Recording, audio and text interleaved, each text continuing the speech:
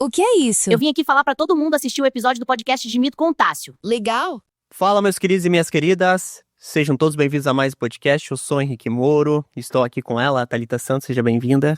Oi, cá estamos nós de novo para mais um podcast, dessa vez. Nosso querido professor Tássio, seja bem-vindo. Olá, muito obrigado, pessoal. Prazer estar participando do podcast de vocês. E acredito que vai ser uma troca de contar algumas coisas aí sobre mim, sobre o meu trabalho, que eu acho que pode ser bem interessante. Legal.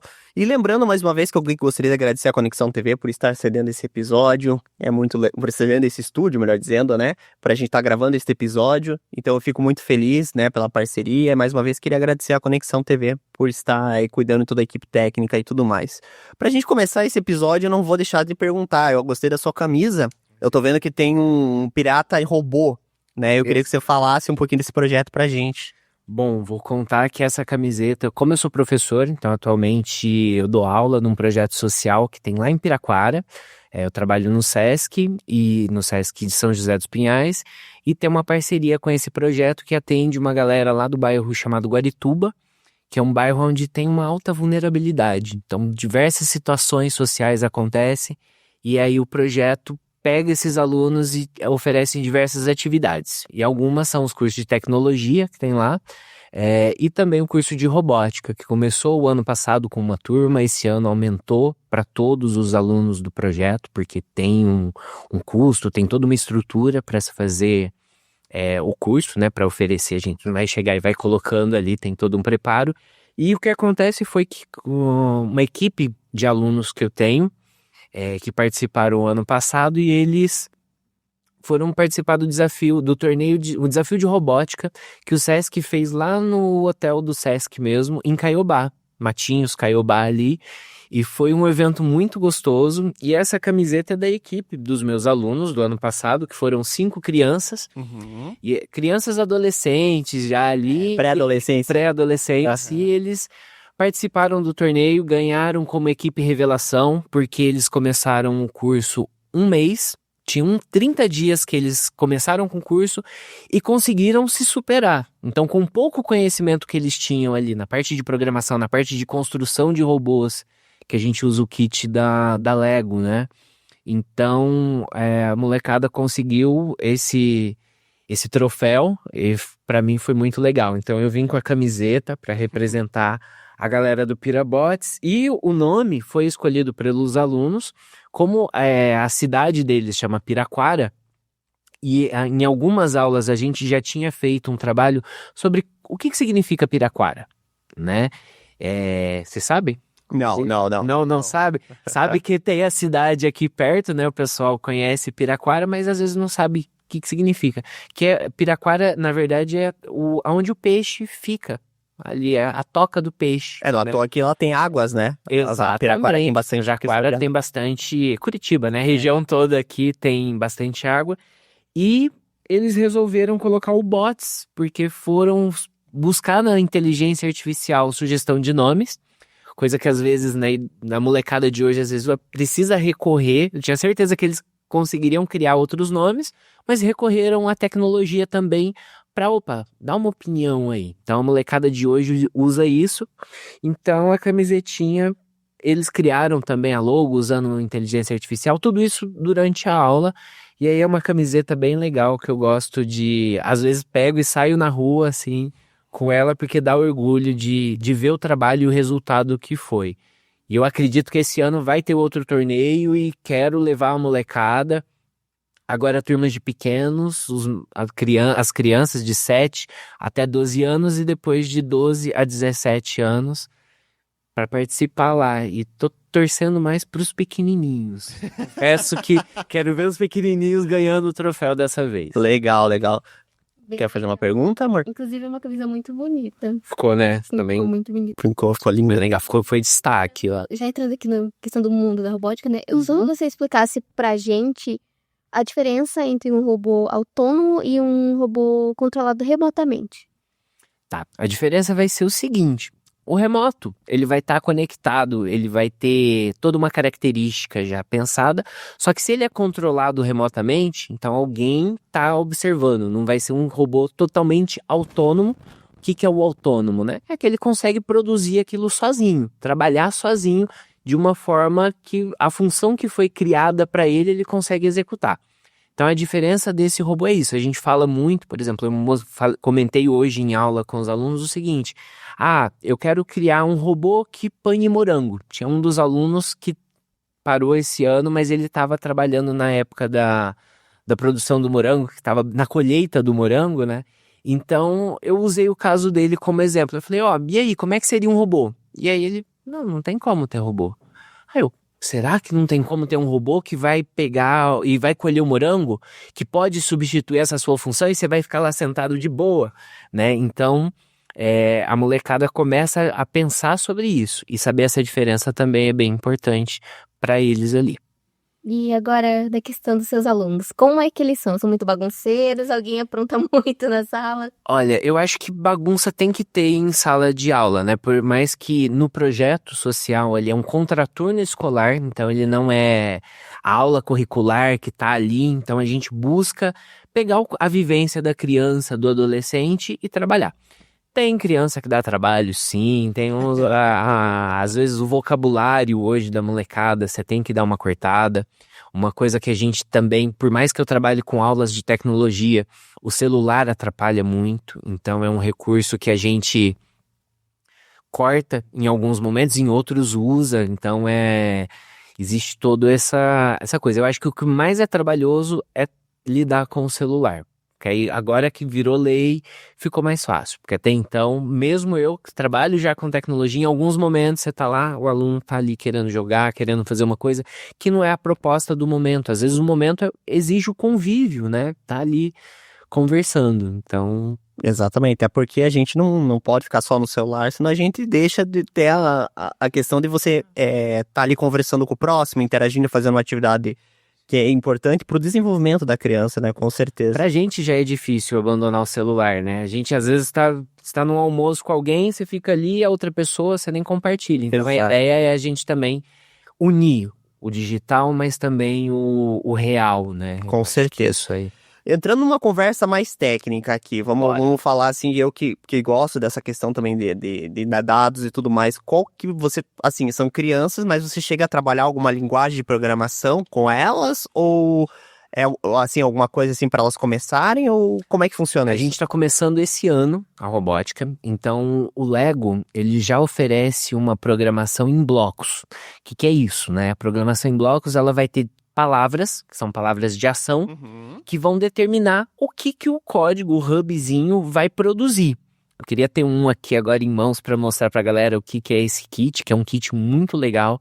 E antes de trabalhar com ele, eu falava assim, não sei se esse kit vai ter um resultado. E depois, quando as crianças têm a oportunidade de usar, você vê que muda o brilho deles ali e eles vão usando o equipamento, sabe? Então é bem legal. Então o Lego permite também os alunos programarem em Python, que é a linguagem que ele deixa ali, se a criança ou o usuário, né, quer desenvolver alguma coisa já na programação, ele consegue, mas atualmente com as crianças, porque, por exemplo, tem aluno ali que, por mais que ele tenha 9, 10 anos, ele não está totalmente alfabetizado. Então, a gente tem que mesclar. Então, eu não vou separar, eu vou colocar o aluno. Então, por enquanto, eu não trabalho com uma linguagem de programação mesmo, mas eu vou trabalhando com a lógica. Por exemplo, uma das atividades que eles têm que fazer para chegar, eu fazia isso antes da robótica, é o seguinte: onde você mora e qual é a rota que você faz para você chegar ao projeto. E aí ele tem que escrever, eu tenho que sair de casa, abrir o portão, fechar o portão, que é escrever o passo a passo, né? Que a gente costuma falar, chama de tutorial, tem o pessoal. Ele vai aprendendo essa lógica. Então, na hora que ele entende isso, como que ele vai fazer uma receita para alguma coisa, aí o aluno vai entendendo um pouco mais. Então, eu gosto de ir trabalhando com esses exemplos por enquanto. Mas a ideia é, se possivelmente conseguir trabalhar mais, com isso da programação e uma linguagem específica, Java, uma outra coisa, seria o ideal.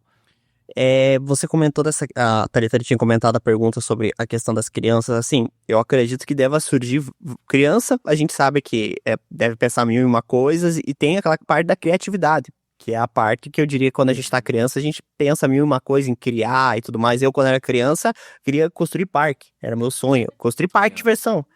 Gostava de ver Beto Carreiro, tava falando que meu sonho é construir parque, né? Depois eu mudei pra administrativa, né? Mas qual que foi, assim, um projeto legal que você fez com as crianças que você se orgulha e fala, nossa, esse projeto aqui ficou sensacional? Algum robô, alguma coisa que você criou, assim, fala, nossa, esse foi o projeto?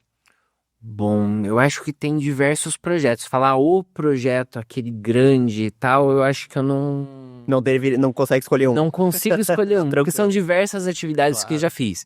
Com questão de, por exemplo, quando eles fizeram a primeira impressão 3D ali, levar a impressora pro projeto, usar, as crianças terem essa experiência, foi muito legal. Então, até então, eu sempre dei aula de informática, era na frente do computador, e aí você ter um espaço mais amplo e cada aluno escolher o seu arquivo, o que você quer imprimir, isso foi mais atual, assim, foi mais dinâmico para mim. Então isso foi bem legal, assim, isso eu considero que seria o mais marcante ali. Mas, por exemplo, uma das coisas que eu quero atuar atualmente, eu tenho alguns equipamentos, mas ainda não trabalhei com os alunos, que é uma coisa que a gente está fazendo, que você que está ali vai conseguir ver, que é uma câmera 360, então depois eu pego a imagem ali, mostro aqui para você que está assistindo a gente, e vou te mandar o arquivo, viu, Henrique? Sim. E você que vai estar em casa vai poder ver ele em 360 graus, você só não vai ver o editor ali, né? E eu quero ser um próximo projeto aí, trabalhar com conteúdo em 360, para a molecada aprender a como editar isso e usar, por exemplo, com um óculos de VR ou usar em alguma aplicação, como também produzir conteúdo. Por exemplo, um dos cursos que uma oficina que é oferecida lá no projeto é de teatro. Então, por que não, às vezes, os alunos produzirem conteúdo em 360? Por exemplo, imagina, eles estão criando agora uma peça que eles vão apresentar em maio, que é sobre zumbis, tem um monte de coisa. Imagina você criar um episódio, então a ideia é de estimular, de fazer a criatividade deles usando os recursos. Eu, quando era criança, por exemplo, eu sempre quis ser apresentador de jornal. Então eu brincava de ser o apresentador do Jornal Nacional, né? Ficava lendo, colocava o jornal e o closed caption, e ficava lá lendo. Então eu acredito também que os meus alunos imaginam coisas, possibilidades. Então a ideia é buscar, tentar entender, eu acho que o professor tem que fazer isso, tentar entender o que cada aluno ali gosta, pensa, faz um misturado ali e fala, hoje nós vamos falar sobre isso. E aí você vai puxando aquele aluno para o conhecimento e buscando com ele a pesquisa. Então a ideia é sempre como que você vai aumentar o seu conhecimento hoje? Temos IA, temos robótica, os recursos são infinitos. Sim, sim. Então, você como professor vai dando essa mentoria, né? Qual caminho que você pode seguir. Então, eu acho que a produção de conteúdo ali para eles pode ser um novo desafio que eu acho que também pode ser bem legal e que, para mim, também eu estou estudando algumas coisas para fazer também, montar uma empresinha e trabalhar com conteúdo 360, que eu acho que é bem legal também. Isso é uma ideia muito legal, porque eu vi pela primeira vez uma câmera 360 aqui, né? E a câmera 360, ela é bem interessante, você estava mostrando ali e tudo mais, antes de a gente começar o programa, também tive a oportunidade de ver aquele dia contigo lá. Puxar, né? Pode puxar ela aqui. Claro. Vou trazer pra galera ficar perto do... Tá certo. Aqui, ó. Essa é a câmera. É uma câmera que chama Insta360. Ela vem com uma tela também, não sei se eu apertar aqui. Tá lá. Que a pessoa consegue usar, né? Então, acho que aqui fica mais fácil, ó. Ele consegue visualizar, não sei o que tá... tá vendo a logo do podcast? E a gente deixa a câmera aqui, ela vai gravando e a galera vai usando, vai criando, né? Tem uma ferramenta muito legal, eu acho que diferente. para conteúdos E, também. e uma coisa interessante, quando começou essa questão do VR, eu tenho um óculos lá em casa, um óculos daqueles, o óculos não, melhor dizer, o suporte, né, que aí você gasta teu celular, ele vira um realidade virtual, né, e a gente tem alguns jogos, tem o jogo do Batman, que foi desenvolvido em VR, tem o jogo agora agora, desculpe o pessoal, a minha ignorância, mas era aquele, acho que era Horizon Zero Dawn, que acho que era aquele daquela menina que tem os dinossauros robóticos lá, que tal. Também tem um jogo em VR. E tá se investindo bastante agora. O Skyrim, que é um jogo de RPG, já tem o seu modo em VR. Não sei se você já viu também, por exemplo, clips. Clips de Sim, música, né? sim. Tem bastante banda que às vezes produz o conteúdo. O Stranger Things Uhum. fez um conteúdo em VR também muito Também. legal, que você coloca o óculos, aí você pode se sentir como se estivesse vendo as luzes piscando e tudo mais. Então tem muito conteúdo no YouTube próprio também, você coloca, aí claro, se você ficar no celular, você gira o celular ali, mas você coloca o óculos, você pode estar se sentindo Ele dá uma ali. experiência muito mais imersiva. Claro, Eu acho. nossa, muito legal. E eu já tive a oportunidade de usar, assim, foi muito bacana, assim. Claro que acho que agora o MetaQuest, acho que não me falha a memória, acho que é um dos principais, né? Tem o da Apple, né? Eu não lembro agora. O Vision Pro. O Vision Pro. Que é fantástico também. Eu já usei uma vez só. Eu fui no Paraguai e aí lá eu tive a oportunidade de experimentar, coisa rápida. Mas o da Meta também tem recurso. Meta é um Ray-Ban, né? Tem o com Ray-Ban e tem o Quest, que é o visor maior, né? Mais parecido com aquele tradicional. Com Ray-Ban eu nunca... Com o Ray-Ban, eu acho que ele chegou a mostrar, o dono do Facebook chegou a mostrar, assim, mas que ele pode acessar, ele apertar. Não, mas eu nunca vi de falar de usar. O da Apple eu já vi e tal, mas não consegui experimentar. Então, isso é bem legal, porque, assim, é um conteúdo que tá chegando agora, também é bem recente, digamos, acho que de 5 anos pra cá, que a gente começou a ver com mais frequência os conteúdos, mas, assim, a gente tem também, quando a gente vai nos eventos, tem aquelas plataformas também. Sim.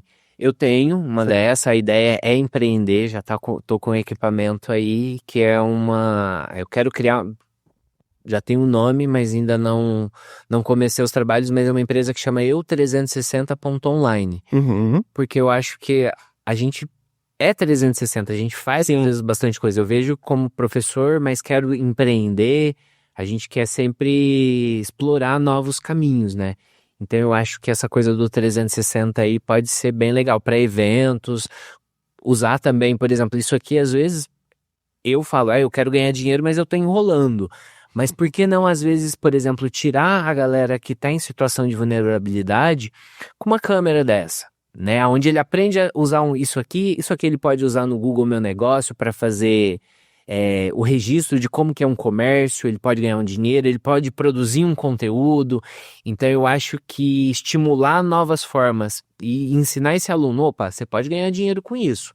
Seja criativo, né? O nosso cada vez Sim. a gente tá exigindo da gente novidade. Então eu acho que trabalhar isso também no conteúdo 360 com os alunos pode ser muito útil, sabe? Para eles, opa, e aí, o que eu vou criar? A Adobe tem, se não me falha a memória, um editor que é 360. Agora me fugiu o nome. Tem uma das ferramentas da Adobe que ela edita. Sim, eu sei que tem um plugin que já pega dentro do Premiere Pro, que é um editor, ele já coloca. Agora, eu não sei se tem um específico, eu assino lá, mas nunca parei pra estudar. Eu sei que tem várias. Tem de animação, acho que se não me falha a memória, tem 2. Mas tem umas que era pra, não sei se era pra, desculpe, desenvolver ou era mesmo pra editar. Mas é muito legal isso, nossa, eu acho que assim, isso traz uma gama de coisas muito legais, até pra você fazer séries, assim, porque, por exemplo, você já pensou em ter a visão 360 de tudo? Pô, deve ser muito legal, você Eu tem a acho que experiência. isso é o futuro de fotografia, né? Porque, por exemplo, se eu perguntar pra vocês, como que você tira foto? Faz pra mim, como que é tirar foto? A gente geralmente pega o celular e... Não, mas se fosse só pra você fazer a ação com a mão, por exemplo, eu sou de uma geração que você fala, vamos tirar foto, eu faço isso aqui.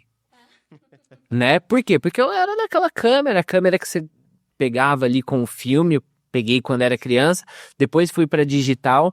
Hoje, você fala isso pra uma criança, ele vai falar, ele vai segurar assim com a mão e apertar. Literalmente. E eu acho que a foto em 360 logo com óculos VR, o que vai te impedir daqui a pouco você só ativa aqui e você vê o lugar onde você tá, né? E assiste igual a nossa entrevista. Você fala, pô, eu quero olhar pro Henrique, Quero vai ver pra a lá. visão dele. Quero olhar pro Tássio, eu viro a cabeça ali, tá vendo ele aqui. Você quer olhar pro dinossauro, tá ali. Então eu acho que é o futuro, né, da fotografia vai ser isso. Então ter esse registro, ter o vídeo, eu acho que logo, se a gente lembrar de holograma, de algumas coisas, eu acho que isso vai ser muito legal. vai estar bem atual, assim. Então por isso que eu gosto de já também tentar inserir isso Imagina um filme com as de crianças. ação em VR Nossa, inteiro, um filme de 2 horas, você assistindo lá, você vendo a visão, aí você olha assim. E hoje já tem, pelo menos, a galera, por exemplo, já tem tipo uma plataforma 360, mas que você pode correr, que você pode jogar. Então, tá surgindo muita coisa, né? Um mercado que tá também em expansão. Sim, agora também com a IA nem se fala, então vai se expandir muito mais. eu diria que pra gente que é criador de conteúdo, né, isso também vai abrir muitos leques de possibilidade, porque imagina você tá fazendo um vlog, aí o telespectador, eu quero ver a visão. O que essa pessoa tá gravando? Eu quero estar lá, né? Porque o que acontece? Quem tá vendo a gente aqui, você tá vendo tá vendo o pessoal aqui de uma visão. Mas mais imersivo é a câmera 360, que você fala, quem que tá nos bastidores ali? Como que é o cenário? Como é que é o estúdio onde está sendo gravado? E os locais, né? Por exemplo, às vezes a gente quer conhecer um estabelecimento comercial, hoje você consegue pegar, ver como é que é aquele lugar. Opa, esse lugar parece que é bem limpo, é higiênico, eu quero ir nesse lugar, eu quero comer nesse lugar, né? Então, já dá uma ideia. E a gente é curioso, quer saber. E tem gente que quer evitar também de passar perrengue. Então, você quer conhecer um quarto de hotel, um Airbnb, né? Você vai lá naquele lugar, como é que é aquele quarto? Na hora que você vê a foto em 360, já Ou você já consegue tirar muita dúvida. porque às vezes o ângulo que a pessoa tira a foto do lugar não é. Favorece muito o local aí quando você chega lá, mas eu não vi o que tinha atrás. Aí, Exatamente. Não, O isso é 360 eu acho que dá esse dinamismo, né? É bem aquela questão de expectativa e realidade. Exato. E tem uma outra coisa que eu ia te perguntar. Eu conheço o YouTube, que você consegue hospedar vídeos em 360. Tem bastante conteúdo no YouTube, você mesmo consegue ver no celular. E quais outras plataformas que tem? O Instagram tem? O Facebook tem também, você consegue jogar o vídeo já direto da câmera para lá. O Instagram não tem uma ferramenta que permite essa visualização, porque o vídeo em 360, ele é muito grande. Então, por exemplo, esse vídeo aqui, por exemplo, a gente vai conversar por volta de 1 hora, mais ou menos, depende Por aí. do nosso papo. Aham. Ele vai dar mais ou menos uns 7, 8 gigas de vídeo. Então, isso é bastante coisa, né? Às vezes até mais, depende do tempo ali, da configuração que tá ali. Se eu não me engano, eu coloquei 4K, então vai ficar bem grande. A gente vai aparecer bem bonito ali, né? Então, esse conteúdo eu acho que pro Instagram ali, pra coisa móvel, não é tão viável, né? Sim. Mas nada que impeça também de produzir conteúdos, às vezes curtos, em 360. A galera cria, né? E aí você consegue também colocar no formato, vamos dizer, da tela, o chapadão, né? Esse 360, você consegue determinar só um ângulo de visualização, e aí dá para produzir o vídeo curtinho, e aí você gira dentro do próprio vídeo. Então, por exemplo, tá aqui nós dois, eu faço um tchau, e eu giro, vocês dois fazem o tchau, sai no mesmo vídeo esse giro. Então isso é permitido, né? Legal, bacana. Isso vai possibilitar muitas coisas, né? Logo, já tá possibilitando, né? E com certeza filmes, séries, jogos, como a gente já comentou, já tem muitos jogos já em 360 que possibilitam uma visão incrível. Como eu te falei, acho que o mais impressionante que eu vi foi do Skyrim, que foi os próprios criadores que criaram o mod lá e ficou realmente uma experiência muito legal. Mas voltando a falar um pouco da questão da robótica, Vamos. você falou da impressora 3D. Eu tive a oportunidade de ver aquele dia uma impressora 3D. E como é que funciona uma impressora 3D? Porque eu sempre fico pensando, eu quero imprimir uma garrafa de água, por exemplo. Essa é uma garrafa. Como é que funciona uma impressora 3D? Para fazer, por exemplo, digo assim, a embalagem, né? Claro que vai ser com a água, mas enfim. A água não, mas você pode imprimir usando uma garrafa PET como material de impressão. Então, era um objetivo, eu acabei mudando o foco na aula, mas quando começou, a ideia, quando eu adquiri uma impressora, eu falei, opa, quero ter para mim, para experimentar, e depois eu falei, vamos levar para o projeto e vamos usar. E usei. E a ideia era pegar garrafas PETs e você consegue desfiar ela e ela vira o material para ser aquecido e imprimir. Então você consegue ter impressão com garrafa PET. Olha que coisa também extraordinária que pode ajudar a molecada a mudar a vida. Porque Sim. muita gente cata a garrafa ou joga a garrafa aí no meio da rua. E aí? E quando você aprende a ter um uso? Derrubou a tampinha, né? Tranquilo. Não, tranquilo. Tá perto aqui de mim, mas depois a gente ajunta pra gente não Só cuidado, é o que eu falo para os meus alunos, só não deixa a água cair, principalmente que tá às vezes com equipamento. Então, existe um material chamado PLA e outros materiais, né? Que aí a pessoa compra, vem o filamento ali, ele vem na impressora e a impressora ela tem um caninho que vai conduzir esse filamento até um dispositivo que ele anda nos eixos X e Y, né? Então ele vai para cima e para os lados, Certo. e aí ele vai pegar qualquer direção. Mas direção do quê? É criado um arquivo de um modelo 3D e através desse arquivo ele dá o direcionamento para o bico da impressora que aquece para que lado que ela tem que ir, quanto tempo ficar ou quanto tempo tem que soltar ali de material que é o filamento. Então é a mesma coisa, se a gente pegar o dinossauro aqui, ele é em 3D, né? E aí Sim. a impressora ela vai começar e vai fazendo todo o suporte e vai convertendo esse Mas objeto. ela faz tudo, até a cor do dinossauro? Existe a possibilidade de você misturar filamentos, então usar mais de uma impressão. Então tem, lógico que aqui é bem detalhado, né? Então não Sim. teria, eu acredito que não teria como fazer com o mesmo. Você pegaria uma cor e depois vai dando Os retoques. alguns retoques.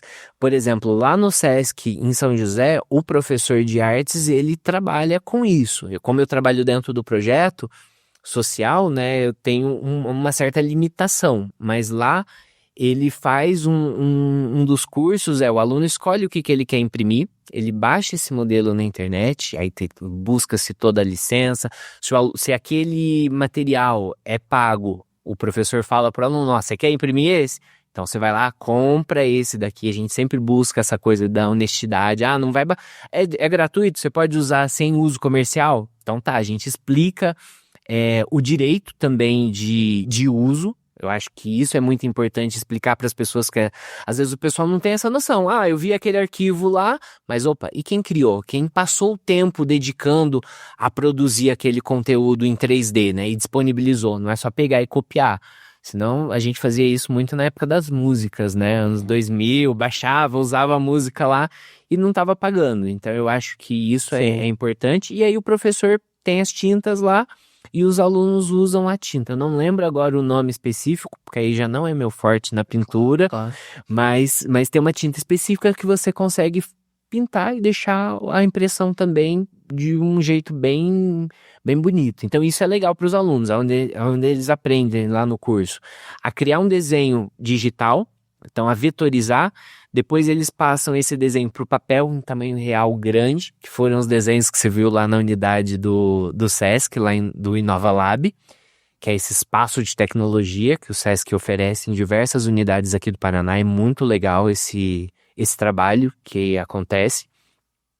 E aí o professor André, que é o meu colega, vou até mandar um salve para ele aí, que eu tenho certeza que vai assistir a gente aí, ele faz esse trabalho onde o aluno aprende a fazer o desenho, vetorizar. Eu quero vetorizar essa caveirinha. Então ele aprende a vetorizar a caveirinha, que é usando o mouse ali, eu costumo dizer na unha, depois ele consegue criar essa caveirinha num tamanho grande e aí ele escolhe uma técnica de pintura. Então o curso chama Ilustração Manual e Digital. Por quê? Porque depois o aluno vai fazer aquilo. E aí o terceiro módulo que ele está implementando aí, trabalhando com os alunos agora, que é trabalhar a parte de impressão. Então o aluno vai entender sobre onde que você consegue baixar. Você quer criar um desenho em 3D? Tem algumas ferramentas aqui.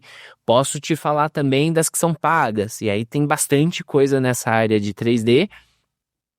E aí depois o aluno aprende a imprimir, a fatiar esse arquivo, porque o arquivo 3D ele pode estar vindo inteiro, esse dinossauro, e aí você tem que fatiar, que é o quê? Falar para a impressora que lado que ela tem que ir, quanto que soltar de filamento, e aí depois de impresso o aluno faz a pintura. Porque, então, o trabalho é bem mais complexo do que eu pensava. Pensei que não, quero imprimir esse dinossauro, manda a impressora lá, a impressora faz sozinha. Não é assim, é igual imprimir um papel. Hein? Não, você tem que... na verdade ela vai fazer sozinha. Você tem que ter o arquivo, mas antes você tem que preparar ele. Se você já tem o arquivo dentro do cartão de memória, ou pode mandar o comando via Bluetooth. A minha impressora é cartão de memória, mas é antiguinha. A que a gente usa lá no espaço do Sesc, pelo Bluetooth ali, pelo Wi-Fi, você já consegue mandar o arquivo. E consegue até acompanhar um arquivo de vídeo que a impressora gera do processo de impressão. Nossa. Então, tem equipamentos aí hoje muito bons mesmo. Porque, assim, a questão da impressora 3D eu vi agora, mas assim, em casos, o cara imprimia até um carro. Naquele caso, o cara fazia um carro, uma impressora. Imagina, um carro imprimia uma impressora imprimia um carro. Aí eu ficava pensando assim, mas é só chegar lá, igual eu imprimo lá na folha de papel, sai a folhinha bonitinha, eu imprimi, engasga. Pô, imagine, já aconteceu engasgar? Acontece, por exemplo, às vezes o filamento vira uma bugiganga ali de fios, que eu costumo falar, um ninho de mafagafos, né? Vai fio que vai derretendo, e se você não tá acompanhando, ela vai imprimindo. Então, dá erro às vezes, tem hora que sai bonitinho o arquivo, tem hora que no meio da impressão, 98% da impressão tá saindo bonitinho, os 2 últimos % sai errado. Aí, o que você vai fazer? Você corta o pedaço, o restinho da impressão, coloca para imprimir de novo ali. Tem isso também, igual o papel. Você vai, se imprimir errado, vamos usar esse toquinho aqui de papel igual... Às vezes dá boa, às vezes não. A maioria das vezes você tem que ser criativo, tal. Então, não é sempre que dá boa de continuar, tem tudo vai depender de cada impressão, entendeu? Porque o pessoal do escritório vai entender. Cara, a gente que trabalha eu trabalho na parte administrativa do restaurante, a gente usa muito papel.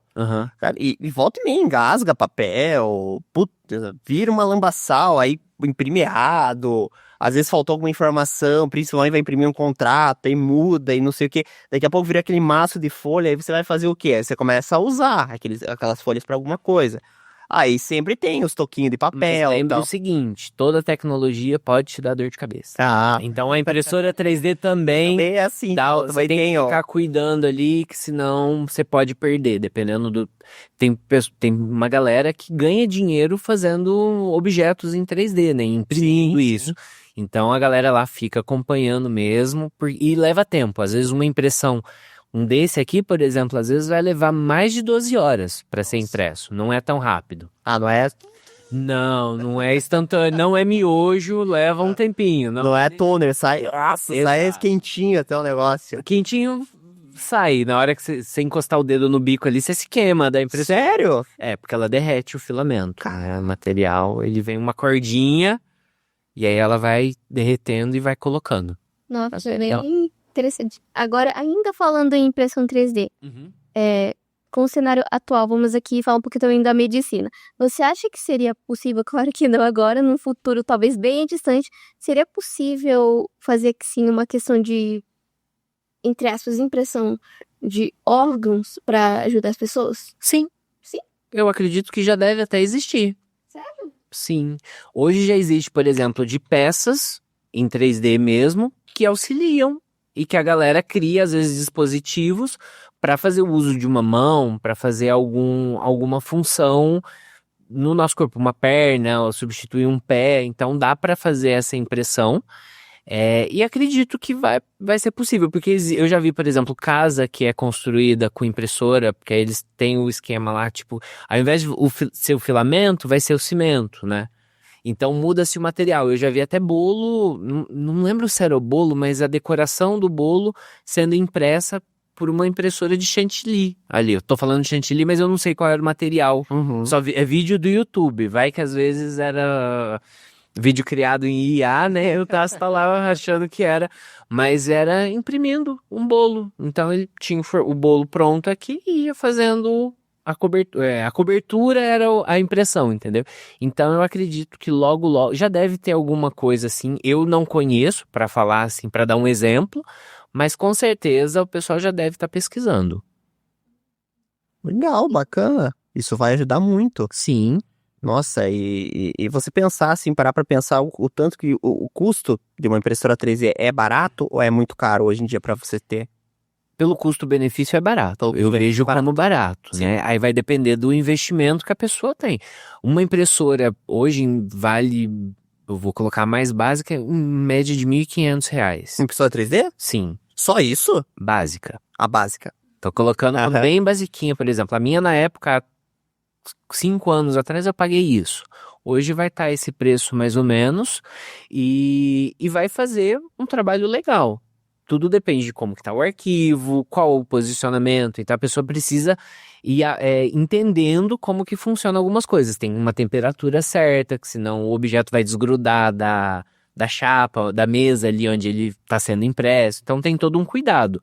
Mas daí para cima, com 1.500 você já consegue começar. Então quem está querendo começar, por exemplo, eu falo isso para os meus alunos, a maioria, como está em uma situação de vulnerabilidade, eles não têm um salário alto. E tem lá o programa do governo, que é o Pé de Meia, então eu falo, opa, por que não às vezes você juntar e no final do seu curso você pode comprar uma impressora? Sim. Você pode comprar uma câmera 360. Sim. Então a ideia é ser e empreender ou criar, né? Fazer alguma coisa. Às vezes vai que tem um ator, a pessoa começa a gravar em casa e descobre o talento. Um jogador de futebol que às vezes um vídeo que ele postou lá em 360, um olheiro viu e falou, opa, esse piá aí é bom de bola, vamos chamar ele. Sim. Então eu acho que vai abrindo um leque de oportunidades. E uma coisa que você colocou bacana, a tecnologia hoje, eu falo pelo podcast, pelo meu trabalho com edição de vídeo, que eu trabalho também com edição de vídeo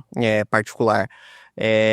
A tecnologia, ela abriu uma gama para você ser visto, né? Hoje você com o celular, você consegue ser visto por milhões de pessoas que você nem tem noção que existem, né? Às vezes a gente não tem noção nem de qual país a pessoa está assistindo. Exatamente. É. O podcast, ele abriu uma porta. Hoje talvez eu não teria conhecido você se não fosse pelo podcast, né? Meu pai ali você que chegou a conversar com meu pai comentou, eu cheguei a te conhecer e tudo mais.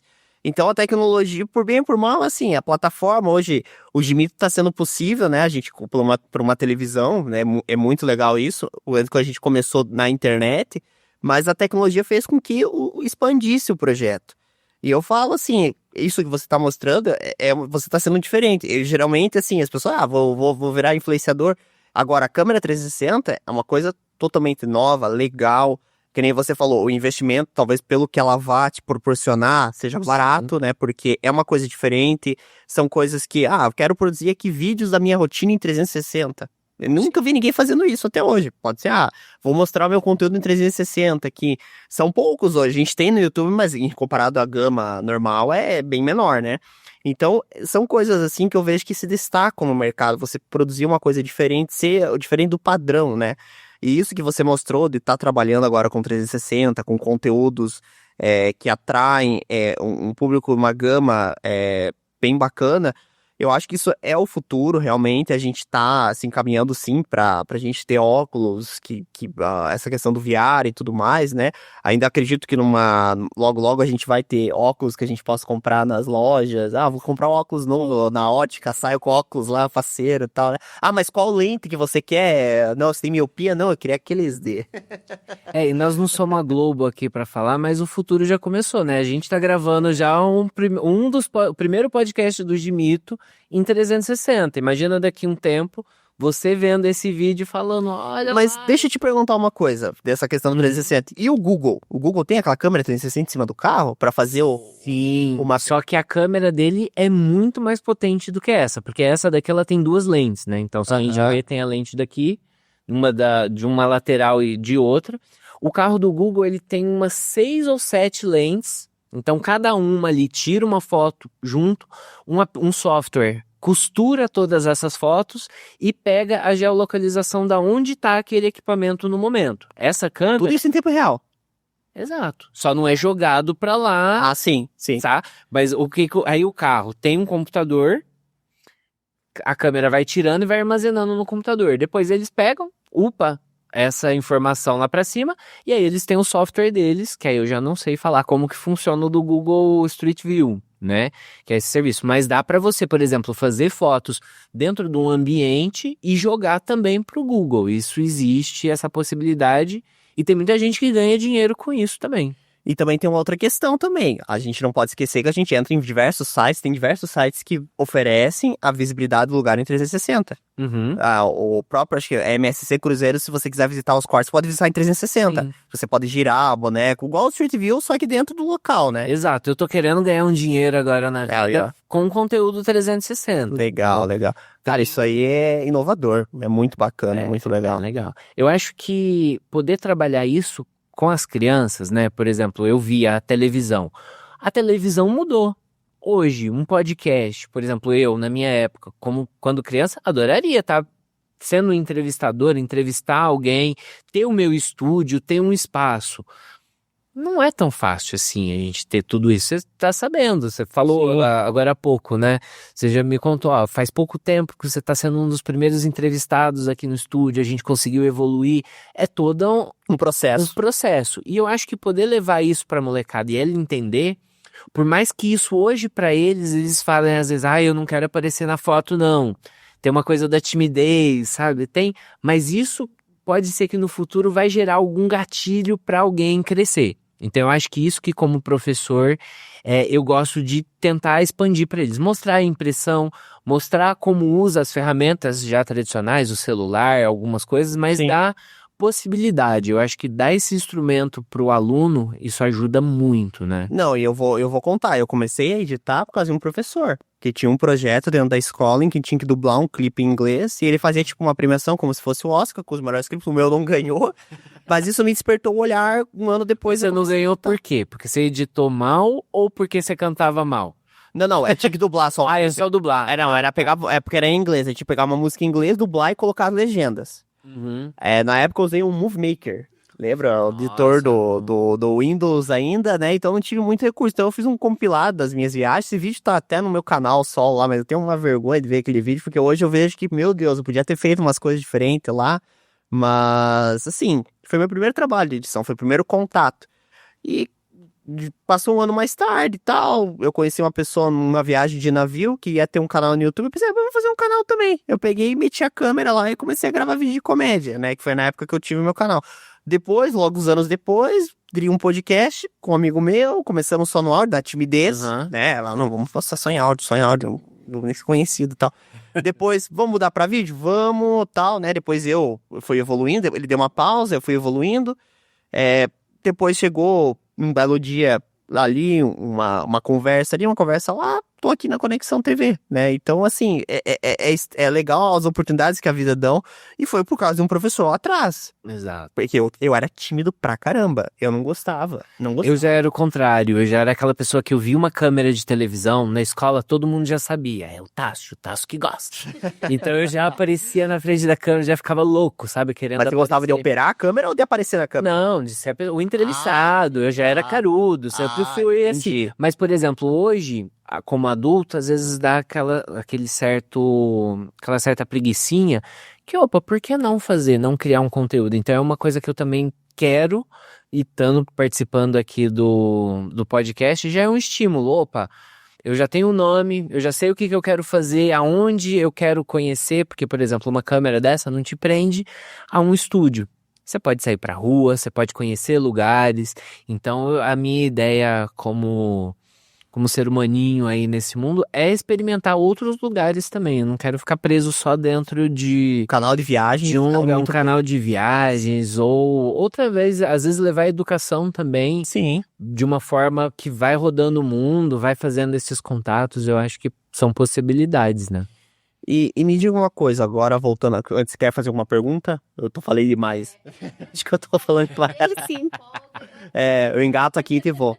Mas pode falar. Bom, eu queria falar um pouquinho aqui dessa questão que eu falei de influenciadores.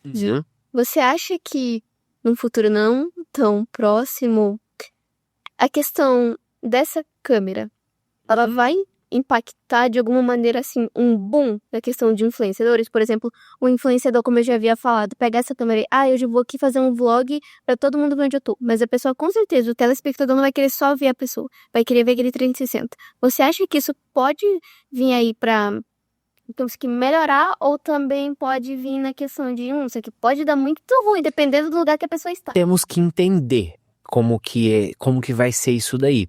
Há tempos atrás, quando eu comprei minha primeira câmera 360, eu dei aula para um cara nossa, ele é um mestre maravilhoso. Eu dei aula para ele de desenvolvimento de games, e ele já produzia vídeos, que é o Maurício Falquete, e ele, na época, lá em Londrina, que eu morei, e quando eu vi os vídeos dele, a forma como ele editava. Então ele criou um dos vídeos, é o Mortal Kombat, e cada vez que você clica em uma daquelas caixinhas no vídeo, você escolhe um tipo de batalha. Então ele criou vários vídeos. E aí tava ele e um carinha que trabalhava junto com ele. E eu falei, você acha que dá boa 360? Ele falou, não, é meio trabalhoso. Eu acredito que ainda dá boa, só que tem que ter uma produção. De nada adianta também você ter um podcast aqui e não ter uma produção. Não tem alguém que opera o equipamento, não tem alguém que ajuda você nos contatos, nas relações, por uma maquiagem, para várias coisas. Então eu acho que vai depender do conteúdo de cada pessoa, né? Quantas pessoas não criam conteúdo aí? Só que esse conteúdo tem relevância? Mostra alguma coisa, ensina alguma coisa? Então às vezes tem gente que vai criar. Pode ser que isso dê boa, pode ser que não. Mas acredito que na questão de influenciador, isso eu acho que vai diminuir um pouco, porque a tendência do YouTube é deixar de monetizar as pessoas. Então hoje ela já é a principal emissora de conteúdo. Sim. Aí se a gente fala de televisão, nós temos as televisões, mas no streaming, quem manda é o YouTube. E você pesquisa sobre o que você quiser. Você quer ver receita, você quer ouvir música. É a maior rede social do mundo, né? Exatamente, ela é uma rede social onde cada um pode ter o seu canal ali e colocar o conteúdo. Então eu acredito que o 360 para algumas coisas pode ser muito legal. Por exemplo, imagina a gente ter aqui nesse estúdio ou num programa em 360, onde você tem diversos especialistas falando sobre alguma coisa. Ou quando você quer ter a percepção, por exemplo, num debate eleitoral, aonde você imagina que você assiste em 360 o seu candidato passando do teu lado, o outro, você fala, nossa, fulano, ai, que estranho, sabe? Até mesmo, agora olhando a polícia. Uma câmera 360, como pode ajudar a você observar casos, a analisar coisas numa câmera 360. Sim. Por exemplo, acontecer um assalto, posso girar a câmera, eu posso ver por outro ângulo também. Exato. Você entende todo o contexto. Todo o contexto, então, eu exatamente. acho que vai exigir muito mais trabalho, porque, por exemplo, quem tá nos vendo no vídeo normal, não vê os equipamentos de luz, não vê o operador que tá ali. Quem tá no 360, como é que isso vai lidar? Né? Então quem vai produzir esse conteúdo tem que saber como é que vai estar a iluminação. Aonde colocar, onde é o melhor lugar para não incomodar a pessoa que está assistindo com o óculos, né? Será que... Então vai ter todo um estudo. Eu acho que é uma possibilidade, sim, e eu acredito que com o tempo vai ser criado mais coisa. Já tem bastante coisa, mas acredito que vai virar a tendência. Eu concordo com você plenamente. Eu achei super legal isso. Eu confesso que eu não tinha, não sabia que ela também era tão pequena. Achei que já era um negócio assim que tinha que... Nossa! Existem outras... O que acontece é que eu não tenho tempo de ter uma maior, mas com mais lei, com mais... Mas eu achei super legalzinho essa, assim. Nossa, é super bacana. E, nossa, eu achei legal, assim, o jeito dela, pequenininha, tal, portátil, fácil de carregar e tudo mais, né? Você pode levar pra onde você quiser, quer levar numa viagem, enfim, é super fácil. Mas o estilo dela de filmar ali e tudo, então dá pra de mil e uma possibilidades que você pode pensar em Eu acho que uma coisa que é legal pra conteúdo, que você falou de influencer, e eu gostaria muito de ver, é pegadinha. Pegadinha. Porque imagina a pegadinha em 360. Você entende todo o contexto. Porque ali, quando você vê uma pegadinha, você vê quando é gravada, né? Aquelas de rua, é alguém que você imagina que tá dentro de uma van, de uma Kombi, com uma câmera, e o ator tá lá. Agora imagina quando a pessoa não sabe que isso aqui é uma câmera. Porque muita gente ainda não conhece. E aí você cria uma cena, alguma coisa engraçada, né? Então eu acredito que uma pegadinha onde você pode ver o que tá acontecendo ali pode ser muito, muito legal. É uma coisa que eu nunca vi e me passa na cabeça. Olha, é uma coisa legal, só tem que correr, né? A galera lá que, dependendo da pegadinha, pega mal, né? Sim. Nossa, isso seria demais. Nossa, seria épico. Eu nem dei ideia que daqui a pouco eu vou inventar. Eu presto a câmera Por pra fazer exemplo, os jogos, vídeo de terror, já existe bastante vídeo de terror em 360, que aí Sim. a pessoa passa susto, faz aquelas maquiagens e tudo mais, mas eu acho que pegadinha a galera não fez, não ainda, criou. Então, Talvez alguém teve a ideia, mas pensou assim, como é que eu vou fazer e tal, e não seguiu em frente, né? Mas é uma tendência, aí seria legal, seria acho que é uma talvez o o único. brasileiro gosta, O brasileiro né? gosta de ver, pegadinha. de ver o outro acontecendo alguma coisa inesperada. Sim, sim. Mas voltando a falar da robótica um Vamos. pouquinho, você comentou assim, você hoje, quando você foi estudar a questão da robótica, o projeto que você criou, você mesmo, um projeto legal que você criou pra desenvolver e tudo mais. Com a robótica, faz pouco tempo que eu tô trabalhando com eles, ali usando... Não, mas digo você mesmo, pessoal. Bom, o que eu já produzi? Pessoal, sabe, foi em Python, Cortina. Uhum. Eu moro atualmente, eu usei há pouco tempo esse recurso, sincronizado com a Alexa, aonde eu dou o comando, Alexa, abre a cortina, e aí eu tenho 2 motorzinhos em cima, que estão linkados num servidor, e aí eu consigo fazer a cortina abrir e fechar. Caraca, legal. Porque aonde eu moro tá participando de uma coisa nova aí em Curitiba, que é como é que chama? Aquela rua que tem cheio de letreiros, famosa, lá nos Estados Unidos. Boa de letreiro. A Times Square. Times Square. Tá. E aí estão querendo fazer ali na Marechal, e eu tenho uma janela muito grande que fica de frente para um telão. Então esse telão me gera uma poluição visual. Ah, Porque, por exemplo, se eu ligo a televisão, eu sei que vai passar anúncio, mas ali eu já morava ali antes e aí resolveram colocar um telão. Então, por exemplo, eu usei a tecnologia e um conhecimento que eu já tinha de pegar os motorzinhos e fazer um controle deslizante, então ele só tá linkado na cortina ali e ele tem ação, ele tem uma medida que eu programei, Uhum. 1,40 m, se eu não me engano, de um lado, 1,40 m do outro, ele abre e sabe aonde parar. E aí eu consigo abrir e fechar. Então eu já usei na vida pessoal Legal, isso bacana. pra isso. E me diga uma coisa, essa ideia que você teve da cortina, você já viu alguém vendendo isso na internet ou não? Existe. Já existe. Na verdade, eu não criei do nada. Eu vi como fazer e usei também um copia e cola, vamos dizer assim. Fui pegar a base ali. Não é uma ideia minha. Já tem gente que já produziu. Porque essa ideia que você comentou é bacana, você coloca isso pra vender numa Shopee da vida, Sim. cara do céu. Mas olha que legal, se você pega para um aluno a oportunidade dele imprimir alguma coisa, automatizar aquilo ali e vender. Olha que legal. Então ele aprende como programar, tá certo. No início, atualmente, com os meus alunos, eu trabalho básico, não tenho alguma coisa, mas eu dou para ele a possibilidade, você tem capacidade de conseguir fazer isso. Na hora que os meus alunos, por exemplo, no campeonato de robótica, perceberam que o carrinho fazia as missões que dentro do projeto não estava executando, porque ali é uma coisa, e na hora que eles estavam dedicados, focados, em um dia eles desenvolveram muita coisa, eu falei, vai, faz. E o que acontece é o seguinte, no torneio de robótica, quem é o técnico, você não pode colocar a mão no robô do aluno, você não pode falar código para ele, você não pode dar instrução. Porque se o juiz vê, a tua equipe pode Até eu ia perguntar, desclassificada. é um campeonato de robótica? Vamos lá. Essa é uma dúvida que eu porque eu já vi campeonato, tipo assim, de robô jogando, tipo, futebol. Até, não sei se você Existem viu... vários estilos. Isso que eu ia te perguntar. Vários É uma estilos. Olimpíada? Como é que é o negócio? Então, por exemplo, existe o estilo sumô, onde é um robozinho dentro de um ringue, que a gente chama de dojo, onde um tem que empurrar o outro para fora desse ringue. Existe um modelo que ele tem que seguir algumas linhas e fazer alguma missão. Existe uma que é um mapa, e aí você tem diversas missões que o robô tem que estar executando. Tem os robôs, aqueles que a gente vê tipo Beyblade, né, também, que são aqueles uns carros, umas coisas bem grandes, que o objetivo é só batalhar mesmo, e quem destruir o outro, um taca fogo. Então existem diversas modalidades.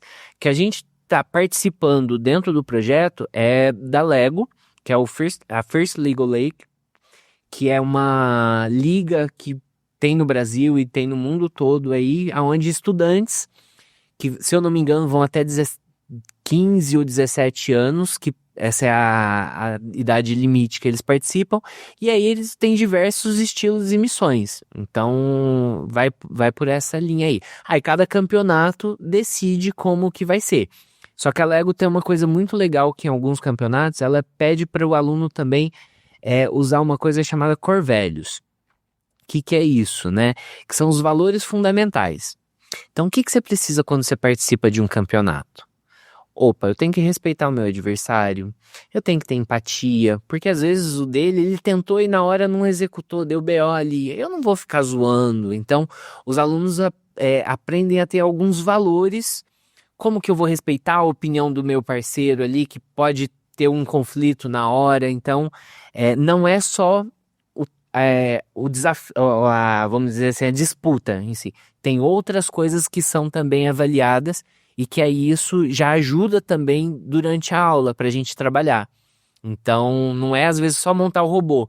Ali, de montar o robô, você vai lidar com frustração, você vai lidar com ansiedade, com raiva, porque às vezes um aluno briga com o outro, um tem uma opinião, um quer fazer de um jeito de outro. Então, tudo isso conta para um torneio também, tem que ter um preparo emocional, e isso eu acho que ajuda muito pro estudante. E uma pergunta que eu queria, eu montei já 2 Legos, um até, inclusive, 2 da Fórmula 1, inclusive foi a Thalita que deu pra mim da Red Bull, eu gosto muito de Fórmula 1.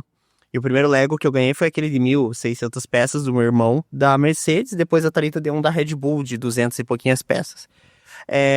Foi uma experiência muito legal montar. Obviamente que depois que eu montei o de 1.600 peças, o de 200 ficou mais fácil. Peguei uma experiência bem... Você já começou no hardcore, já foi difícil. Põe a hardcore nisso. A frustração, quando não conseguia montar, era muito grande, mas a satisfação de você terminar de montar aquele Lego foi boa. Até descobri que tem um motor pra você colocar dentro do carrinho, pra fazer o carrinho andar. Existe essa possibilidade. Acho que o grandão, ele tem um motor pra você comprar. Eu pendurei ele num quadro, né? Mas assim... A experiência de você montar um Lego, eu falo assim, é surreal. Eu falei pra ela, se tivesse uma profissão de montar Lego, com certeza, provavelmente dentro da fábrica da Lego deve existir alguma coisa assim, mas digo, é muito legal montar. Eu gosto, eu curto, eu vejo as peças assim. Pra ir na terapia, gente. E uma coisa que eu descobri, que eu baixei no meu computador, tem um programa da Lego pra você montar no computador. É legal, e tem uns vídeos aula de montando. Como é que você faz pra montar um carro em Lego pelo computador? E eu quero fazer essa experiência, quero montar no computador, porque o problema do Lego é que ele é um E pouquinho... hoje, sabe o que já tem? Tem até um aplicativo da própria Lego que você tira uma foto, você pega um monte de peça, joga numa mesa. E você tira uma foto. Ela escaneia todos ali e aí ela vai te dar uma possibilidade com aquelas peças que estão naquela foto. Só de Lego aí, no caso? Só de Lego. Só O de Lego. que você pode construir com aquilo ali. Então ele dá um tutorial também pra pessoa poder fazer isso. É bem Legal.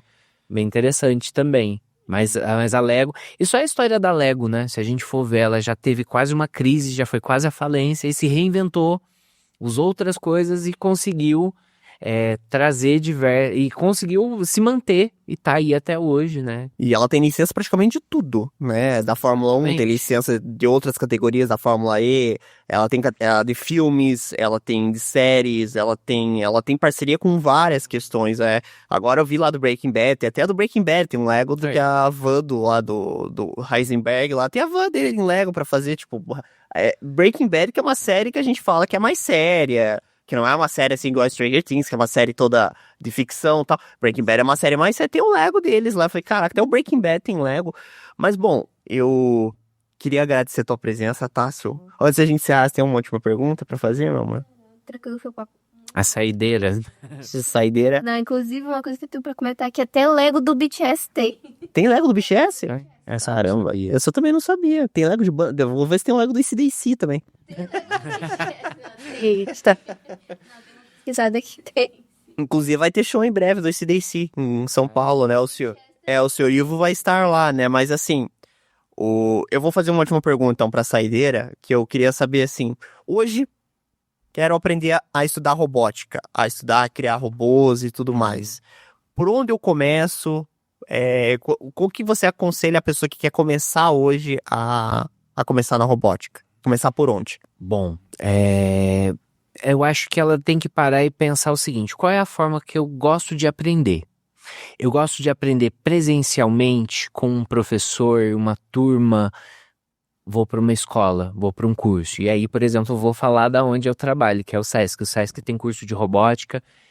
Os professores são muito bons, tá? Eu conheço o José, tá ali, mas os professores das unidades que têm o curso de robótica aqui no Paraná são muito treinados. A gente faz treinamento, faz capacitação para poder entregar um trabalho legal. Eu acho que isso é muito importante. Eu não vim para divulgar o SESC ou para falar, mas estando dentro do sistema ali, você consegue perceber qual que é essa preocupação, que às vezes na escola não tem tanto, sabe? Na escola pública tem a robótica, mas será que é tão eficaz? Será que está cobrando dos professores e treinando os professores para como trabalhar com as crianças? Isso eu garanto que o SESC faz de uma maneira muito legal aqui no Paraná. Eu sou um pouco autodidata. Eu acho que eu vendo vídeo no YouTube eu consigo aprender. Então, a criança ou o adolescente pode também buscar ser o seu auto-professor. Opa, aquele vídeo daquele cara, daquele canal é bom, eu vou assistir. Eu quero fazer agora tal coisa. E às vezes, baseando em desafios. Então, eu costumo falar para o aluno assim, pense um problema. Encontrou o problema? Agora vamos pensar o que você pode construir com ele. E aí, ele pode buscar uma linguagem de programação, ele pode escolher qual kit de robótica ele pode estar usando. Eu quero usar, dá para fazer robótica com sucata, dá para fazer robótica com muita coisa. O kit da Lego é um kit caro, não é uma coisa barata, então não é toda escola que vai ter, ainda mais no nosso país, onde não investe tanto em educação, ou não dá uma estrutura boa para as escolas, fica complicado. Mas tem muito professor aí que faz um trabalho legal e às vezes a pessoa pode até usar uma IA. Quero começar robótica. Já sei uma linguagem de programação. Não sei nada. A própria IA vai te dar também um direcionamento. Então eu acho que para isso a pessoa vai buscar qual que é a forma que ela gosta de aprender. Então hoje a gente tem que entender qual é a forma. Eu sou mais auditiva, eu sou mais visual, eu gosto de estar com a mão na massa. Não, eu quero descobrir sozinho. E às vezes conhecer outras pessoas. E aí eu vou deixar uma oportunidade aqui, para às vezes vai que dá certo, de você convidar os meus alunos da equipe Pirabots que participaram. Posso falar com o pessoal do projeto, posso falar com os alunos. Caso eles tenham interesse de participar, eu vou fazer essa mediação. Claro. E tem também o pessoal do SESC, do Colégio São José, que é o SESC entrega ali, tem robótica com os alunos. Sim. E eles participaram no ano passado de um campeonato no Chile e voltaram com troféus, que é a equipe do Gralha Azul. Então é uma equipe muito forte aqui no Paraná, que também, dependendo, dá para eu falar e você trazer a galera. Claro. Se eu não me engano, eu não sei se eles já terminaram o ensino médio ou estavam no 3º ano do ensino médio. Então, além de estudar o conteúdo do ensino médio, participava da robótica e foram para o Chile, representaram Curitiba, Paraná e Brasil, né? Ali para fora. Foi muito legal, assim. Eu não pude estar viajando com eles, mas espero um dia poder levar meus alunos também para campeonatos internacionais. Eu acho que isso é muito legal. Acho que isso deve ser um orgulho muito grande e com certeza porque assim, dá pra ver que você tem um carinho muito grande pela robótica, dessa forma de você também trazer a criatividade dos alunos. Eu tenho dúvida que, com certeza, lá na frente você também vai estar lá disputando no Chile, em outros lugares que tem um campeonato mundial de robótica? Esse eu não sei te falar. Eu sei que era equipe, mas era internacional, da Lego ali. Legal. Foi um campeonato. Posso dizer que seria América Latina. Aqui, Libertadores da robótica. Pode ser. Às vezes tem outros campeonatos também. Tem bastante coisa no mundo da robótica aí que é legal de acompanhar. Legal. Bom, em nome do podcast de Mito, eu queria agradecer, cara, você ter topado meu convite. Sei que a gente estava algumas semanas aí conversando pra fazer esse episódio, porque hoje Mito não acaba só quando desliga a câmera, tem toda a parte de logística, eu entro em contato com os convidados. Também quero fazer um convite para vocês ouvirem o próximo episódio, né? A gente vai estar aqui juntamente com o meu amigo Gustavo e com as Gêmeas do Direito para falar sobre o Oscar. Olha só, a gente vai estar aqui falando de alguns filmes, eu e a Thalie estamos assistindo os filmes indicados ao Oscar, né? Brasil também sendo representado. O Agente Secreta do Wagner Moura, também a gente assistiu, também tem as opiniões. A gente quer trazer o pessoal aqui para comentar um pouco sobre os filmes. Tem um meu amigo que ele ama cinema, então vocês vão gostar muito dele. As Gêmeas do Direito, a Luma e a Luíse também vão estar aqui falando um pouco sobre os filmes. E é isso, gente. Vamos ficando por aqui e até a próxima.